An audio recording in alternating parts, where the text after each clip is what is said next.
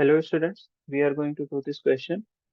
A square loop of resistance 16 ohm is connected with a battery of 9 volt.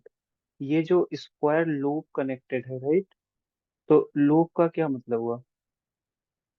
Wire ही तो होता है, resistance क्या होता है? वायर होता है ना. Any kind of resistance you can bend it in any shape, right? I can call it this as a loop and it would still be considered as resistor. ठीक है, रेजिस्टेंस. तो आप इसको ऐसे कंसीडर करो कि एक रेजिस्टेंस इधर है, एक रेजिस्टेंस इधर है, और यहाँ से ये ऐसे इधर गया, एक रेजिस्टर इधर है, और यहाँ पे इधर एक इधर से आ रहा है. ठीक है, और यहाँ पे एक रेजिस्टर इधर है.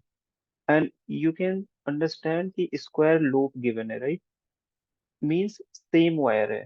ठीक है, सेम वायर है तो रेजिस्टिविटी सेम होगा, and cross sectional area same है. ठीक है, then resistance will depend on what? Length, right? तो और स्क्वायर है तो इसका साइज ये है. ये कितना है? A/2, A/2, ए, A/2, A/2.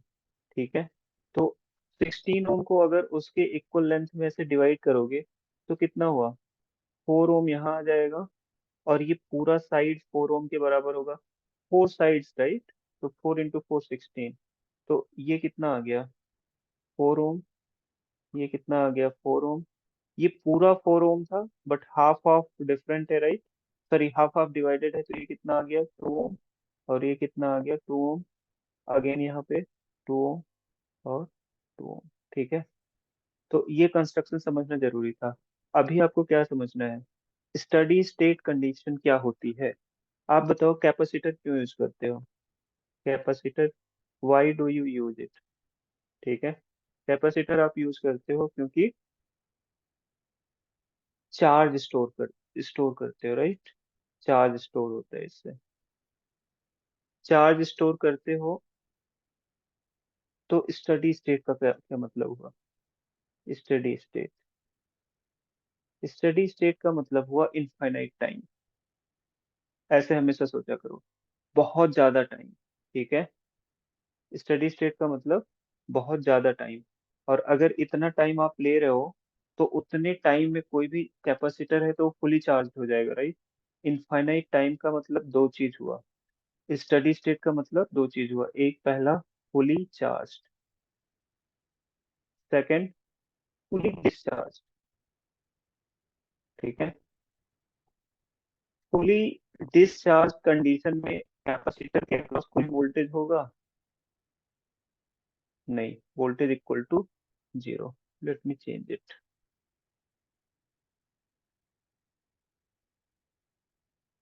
Okay, fully charge condition में उसके अक्रॉस वोल्टेज जीरो होगा. सॉरी, फुली डिस्चार्ज कंडीशन में. फुली चार्ज कंडीशन में क्या होगा? वोल्टेज जो होगा बेसिकली मैक्सिमम होगा. और मैक्सिमम वोल्टेज क्या हो सकता है? वही वोल्टेज जिससे उस कैपेसिटर को चार्ज कर रहे हो आप. ठीक है, सेम वोल्टेज जिससे आप उस कैपेसिटर को चार्ज कर रहे हो. ठीक है, तो हमारे केस में जो हमें गिवन है, इसको चेंज करना पड़ता है क्या? ओके, सो सेम केस में हमें, जो हमें गिवन है उस केस में क्या करोगे?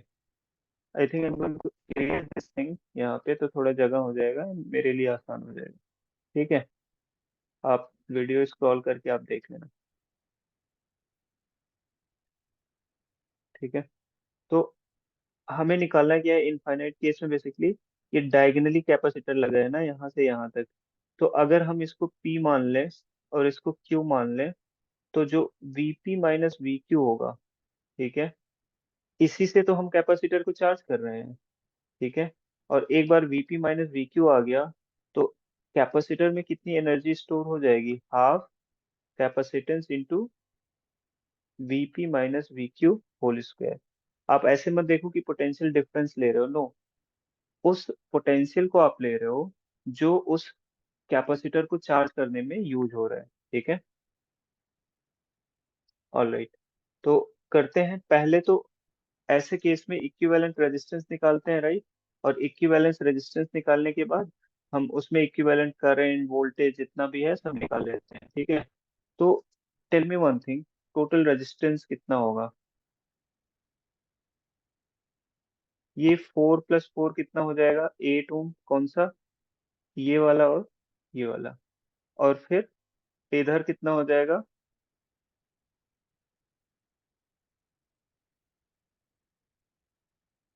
ओके, ठीक है। तो 8 ओम कैसे आया ये? देखो, ये 4 ओम था यहाँ से यहाँ तक। ये कितना है? 2। और ये कितना है? ये भी 2 है। 2 ओम + 4 ओम + 2 ओम कितना आ गया? 8 ओम, राइट। और यहाँ पे और इधर भी कितना आ गया? 8 ओम, राइट। और यहाँ पे एक 1 ओम का इंटरनल रेजिस्टेंस लगा है। और बैटरी कितना है? 9 वोल्ट की, ठीक है। 1 ओम। तो आर इक्विवेलेंट कितना आ गया? Tell me. 8 और 8 का ये पैरेलल में है तो 4 ओम आ जाएगा। और उसमें सीरीज में कितना आ जाएगा? 1 ओम। तो ये कितना आ गया? 5 ओम, ठीक है। तो यहाँ पे करंट की वैल्यू कितनी आ जाएगी? V/R। वोल्टेज कितना है? 9/5। ये 18 5 जा 90, 1.9 1.8 एम्पियर आ गया, ठीक है।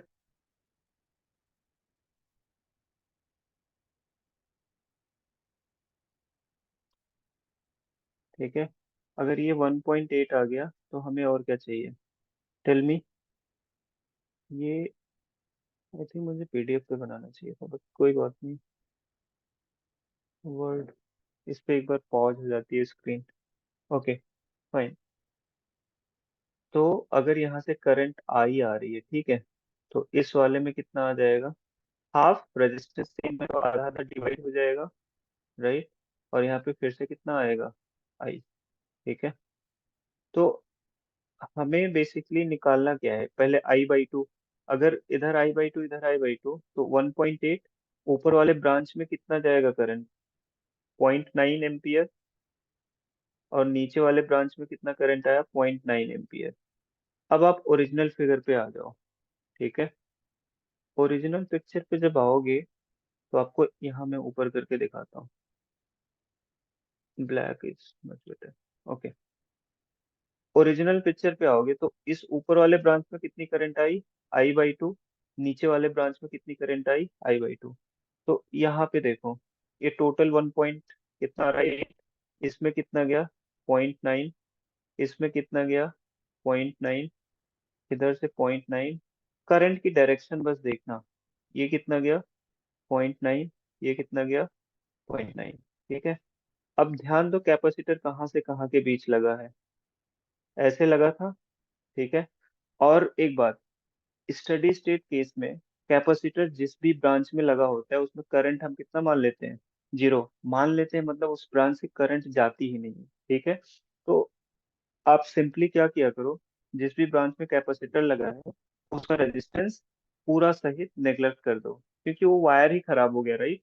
उसमें करंट जाएगी ही नहीं, तो उस वायर का रखने का कोई मतलब नहीं है। वो एडिशनल इंसाइट था, नॉलेज था। बट यहाँ पे देखो, हमें निकालना क्या है? Energy stored in capacitor eight steady state condition, बहुत लंबे समय के बाद।